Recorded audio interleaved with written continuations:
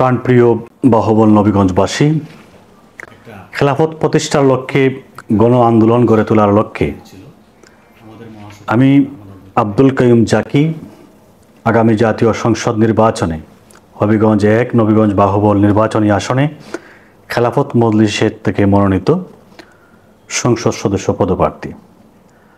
আমি ক্ষমতা নয় আদর্শের রাজনীতি করি, নেতৃত্ব নয় দায়িত্বের গ্রহণের ইচ্ছা পোষণ করি।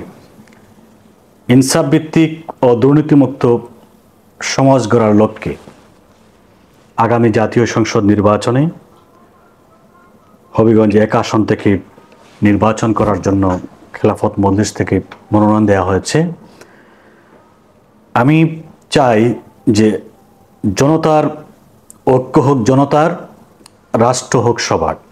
এই দেশ হিন্দু, মুসলিম, খ্রিস্টান সহ সকল ধর্মের, সকল পেশার মানুষের এই নির্বাচনী আসন।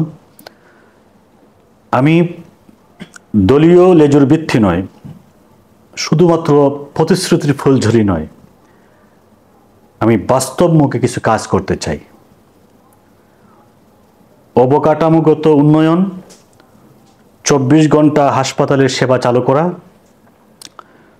কমিউনিটি ক্লিনিকগুলোকে সক্রিয় করা, স্কুল, কলেজ, মাদ্রাসা শিক্ষার মান উন্নয়ন করা এবং প্রতিটি শিক্ষা প্রতিষ্ঠানে সার্বজনীন শিক্ষা কেন্দ্র প্রতিষ্ঠা করব। কাঁচামালের প্রাপ্যতা অনুসারে শিল্প স্থাপন করে কর্মসংস্থানের ব্যবস্থা করব। আমাদের বাহুবল নবীগঞ্জের যে সমস্ত শিল্প ইন্ডাস্ট্রিগুলি আছে, এগুলোতে স্থানীয়দের অগ্রাধিকার ভিত্তিতে চাকরির নিশ্চিত করার ব্যবস্থা করব এবং যোগ্যতার ভিত্তিতে যাতে অগ্রাধিকার ভিত্তিতে চাকরি পায় সেই চেষ্টা করব। আমাদের অনেক বেকার যুবক আছেন, শিক্ষিত বেকার যুবক আছেন, তাদের কর্মসংস্থানের ব্যবস্থা করব। রেমিটেন্স প্রবাহকে কাজে লাগানোর জন্য পরিকল্পিত ব্যবস্থাপনা করব। অন্তর্ভুক্তিমূলক, বৈষম্যমুক্ত, দুর্নীতিমুক্ত উন্নয়ন পরিকল্পনা গ্রহণ করব। জনপ্রতিনিধির জবাবদিহিতা নিশ্চিত করব। আমাদের প্রবাসী যারা আছেন তাদের কল্যাণের জন্য প্রবাসী সাপোর্ট সেন্টার প্রতিষ্ঠা করব।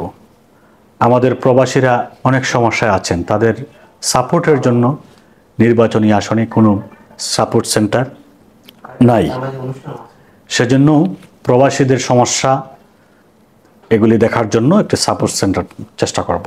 বাহুবল নবীগঞ্জের সার্বিক উন্নয়নের জন্য খাদেম হিসাবে আমার জন্য দোয়া করবেন।